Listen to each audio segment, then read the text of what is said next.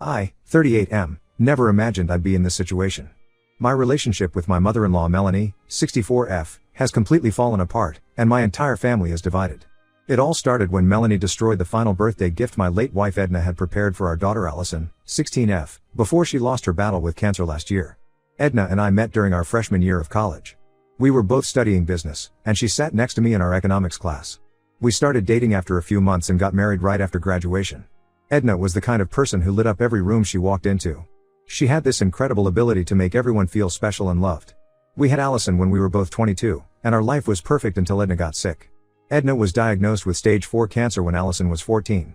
The diagnosis came out of nowhere. She had been perfectly healthy, going to the gym regularly, eating well, and then suddenly, during a routine checkup, they found the cancer had already spread throughout her body. The doctors told us it was terminal, but Edna was determined to fight it as long as she could, not for herself, but for Allison. She didn't want to miss any more of our daughter's life than she had to. During her last few months, while going through chemotherapy, Edna spent most of her time preparing things for Allison's future. She wrote letters for every major milestone, graduation, wedding day, first child. She recorded videos sharing her favorite recipes, giving advice about life and love, and telling stories about her own childhood. But her most special project was a handmade quilt she worked on during her chemotherapy sessions. The quilt was incredible. Edna had been collecting pieces of fabric for months. She used pieces from Allison's baby clothes, her first school uniform, the dress she wore to her first piano recital, and even parts of Edna's own wedding dress. Each piece had a story behind it, and Edna had carefully documented every memory in a journal that was supposed to go with the quilt. She worked on it whenever Allison wasn't around, determined to make it perfect. Edna told me about it just a week before she passed away and made me promise to give it to Allison on her 16th birthday. She wanted Allison to have something she could wrap herself in and feel close to her mom, even when she wasn't there anymore. After Edna passed, I kept the quilt hidden in my closet, carefully preserved in a special box, waiting for Allison's 16th birthday. The only other person who knew about it was my sister Lisa, 35F, who had helped Edna collect some of the fabric pieces and had even contributed a piece from the dress Edna wore to Lisa's wedding. I specifically didn't tell Melanie about it because she wasn't handling Edna's death well at all. Melanie's behavior after Edna's death was concerning from the start. She would show up at our house unannounced, sometimes multiple times a week, claiming she needed to feel close to Edna. She would go through Edna's closet, taking items here and there, a scarf, a sweater, even some of Edna's jewelry. At first, I understood and let her take some things. I knew she was grieving, and if having some of Edna's belongings helped her cope, I was okay with it. But then Melanie started taking things without asking. She would come over when we weren't home, she had a spare key for emergencies, and take whatever she wanted. It got really bad when she tried to take Edna's wedding ring, which I had been saving to give to Allison on her wedding day. I caught her trying to slip it into her purse during a family dinner. When I confronted her, she broke down crying, saying she deserved to have it more than Allison did because she was Edna's mother. That's when I took back her spare key and told her she couldn't come over unless someone was home. Last month, as Allison's birthday was approaching, I went to check on the quilt, planning to have it professionally cleaned before giving it to Allison. But when I opened the box in my closet, the quilt was gone. I searched everywhere, tore the house apart looking for it, but it was nowhere to be found. I called Lisa in a panic, hoping maybe she had moved it somewhere safe, but she hadn't touched it. I knew how important this gift was supposed to be. It was literally the last thing Edna had made for our daughter. After asking around the family, I finally got the truth from my brother-in-law Tom, 66M.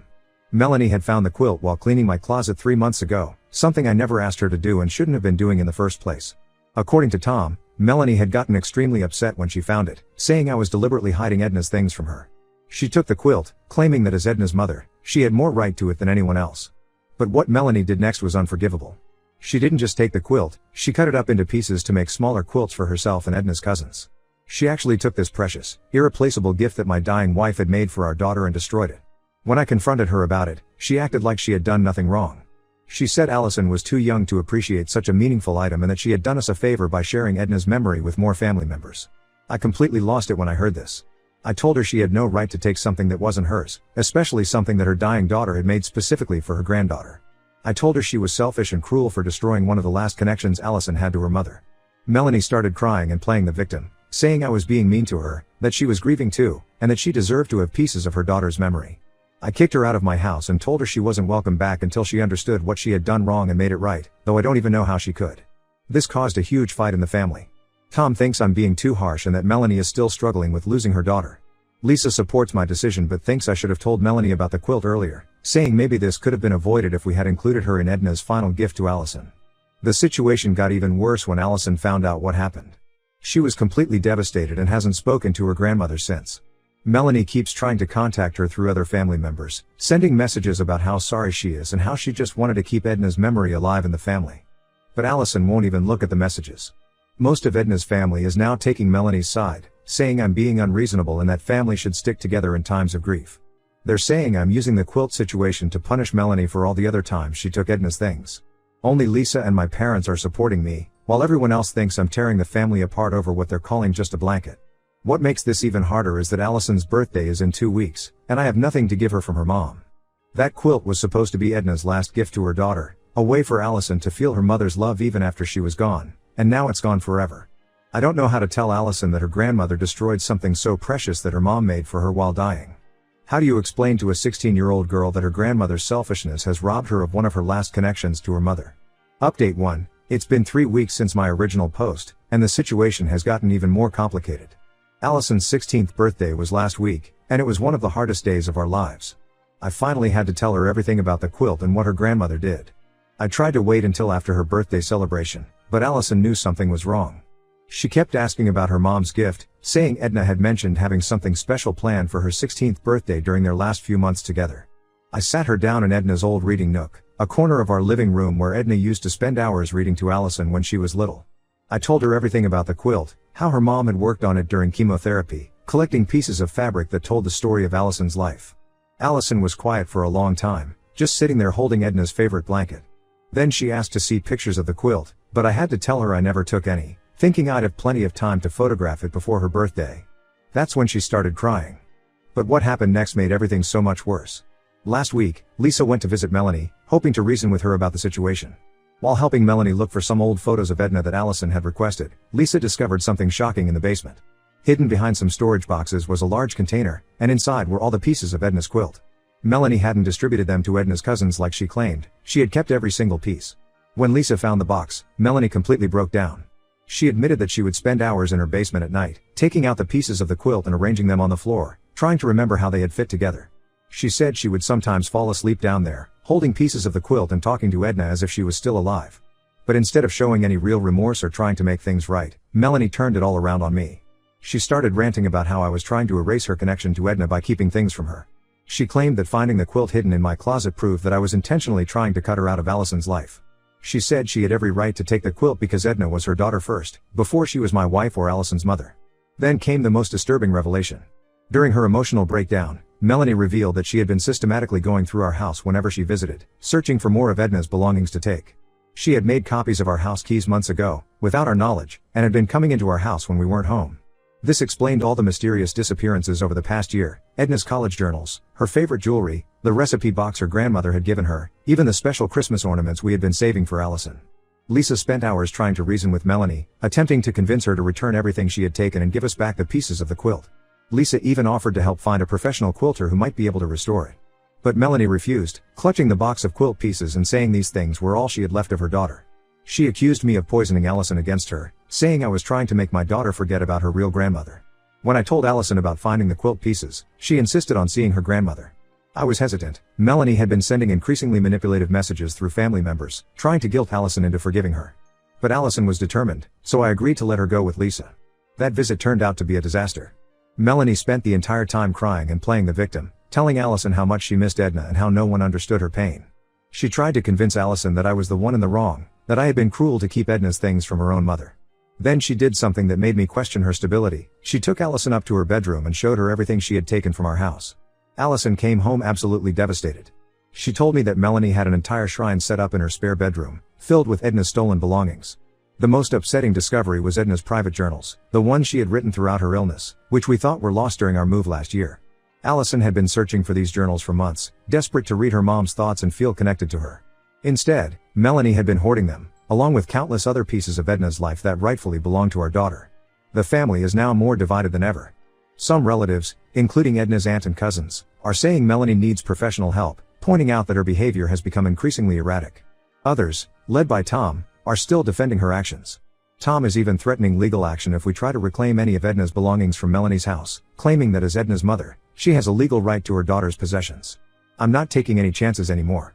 I've had all the locks changed in our house and installed a complete security system with cameras. Allison is having trouble sleeping, constantly worried that her grandmother might try to sneak in and take more of her mom's things.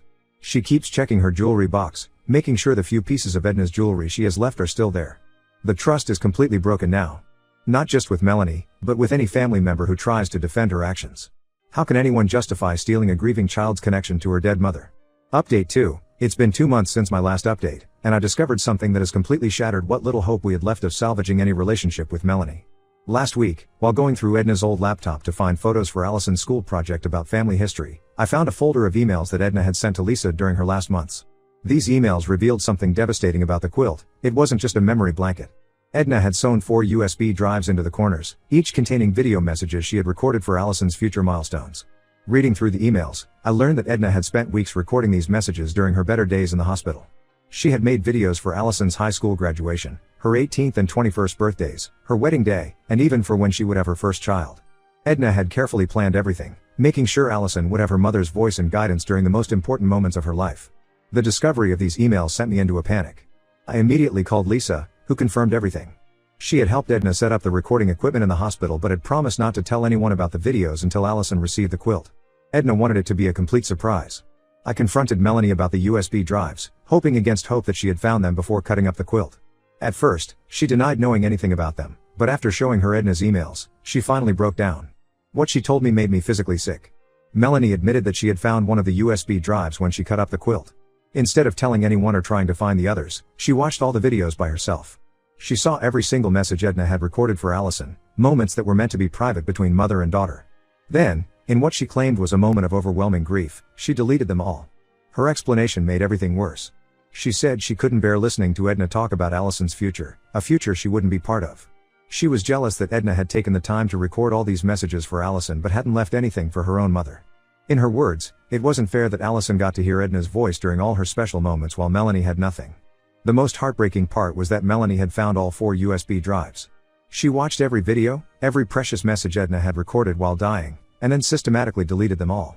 She even emptied her computer's trash bin to make sure they couldn't be recovered. When I asked her how she could do something so cruel, she just kept repeating that it hurt too much to keep them. I had to tell Allison about the videos. She locked herself in her room for 2 days after finding out. The only sounds we could hear were her crying and playing the few voicemails she still had from her mom on repeat. She kept saying that she could have handled losing the quilt, but knowing she would never get to hear the messages her mom made specifically for her was unbearable. This revelation has caused another massive rift in the family. Even Tom, who had been Melanie's staunchest defender throughout this whole ordeal, was horrified by what she had done. He finally admitted to us that Melanie's behavior had become increasingly concerning over the past few months. He said she would spend hours talking to Edna's photos, claiming she could feel her daughter's presence in certain objects. She had even started telling people that Edna's spirit was guiding her actions. Some family members are still trying to play peacemaker. Edna's aunt suggested family counseling, saying we all need to heal together. Others are pressuring us to forgive Melanie, claiming she wasn't in her right mind when she deleted the videos. They keep saying that Melanie needs support, not condemnation. But how can we forgive something like this? Those videos were irreplaceable. They were Edna's last gifts to her daughter, her way of being present for moments she knew she would miss. Melanie didn't just destroy a physical object this time, she erased Edna's voice, her words, her final messages to her child. Those weren't hers to take. I can't help but think about all the milestones ahead, Allison's graduation next year, her wedding someday, her first child, moments when she should have been able to hear her mother's voice giving her advice and sharing in her joy. Now those moments will be that much emptier because of Melanie's selfishness. Update 3. After 6 months of tension, everything finally reached its breaking point last week, though not in a way anyone could have predicted. At 2 a.m. on Tuesday, our security system alerted us to movement in the backyard. The camera showed Melanie trying to pick the locks on our back door. She had apparently watched some YouTube videos about lockpicking and thought she could get in without setting off the alarm. When the police arrived, they found not only Edna's wedding ring in Melanie's pocket but also a bag containing tools and an empty photo album. After questioning her, we discovered her disturbing plan. She had come to take all the photos we had of Edna, claiming she was going to create a proper family album that showed Edna's whole life, not just the parts with me and Allison. The police involvement forced everyone to finally see how serious the situation had become. During the questioning, Melanie started rambling about how Edna had come to her in a dream, telling her to collect all her photos and belongings in one place. She insisted that Edna's spirit was unhappy with how we were keeping her memory fragmented across 2 households. The responding officers were the same ones who had helped us file reports about the missing items months ago. They took one look at Melanie's bag of tools and immediately arrested her for attempted breaking and entering. Tom tried to intervene, claiming it was just a family misunderstanding, but even he couldn't explain away the lock-picking tools and Melanie's incoherent ramblings about Edna's spirit. The court proceedings were brutal. Melanie's lawyer tried to argue that she was acting out of grief and needed mental health support rather than punishment. But the judge took one look at our documentation, the history of stolen items, the destroyed quilt, the deleted videos, and now this attempted break-in, and decided enough was enough. We were granted a permanent restraining order that prevents Melanie from coming within 500 feet of our home or Allison's school. The judge also ordered Melanie to return every single item she had taken from our house. Last weekend, Tom brought over 5 large boxes filled with Edna's belongings. Going through them was like experiencing the loss all over again: Edna's journals, her jewelry, her favorite books with her notes in the margins, even her old music box from childhood. Allison spent hours sitting on her bedroom floor, carefully sorting through everything. Each item she uncovered led to a fresh wave of tears, not just for the loss of her mom, but for the months she spent wondering where these pieces of her mother had disappeared to. Most of Edna's family has finally stopped pressuring us to reconcile with Melanie. Even those who initially defended her actions have admitted that this goes far beyond normal grief. They've seen how Melanie's obsession with possessing Edna's things has only gotten worse over time, not better. Some of Edna's cousins still occasionally reach out, suggesting we should at least let Melanie send letters to Allison or have supervised visits during holidays. But we're done. The trust is permanently broken, and we're not willing to risk any more of our peace of mind. Allison has made it clear she wants nothing to do with her grandmother, and I fully support her decision. Tom filed for separation last week, saying he can't handle Melanie's obsession with Edna anymore. He's staying with their son for now and has offered to be our intermediary if Melanie ever tries to contact us again. But honestly, we don't want any contact, direct or indirect. We're focusing now on healing and creating new memories while cherishing what we have left of Edna.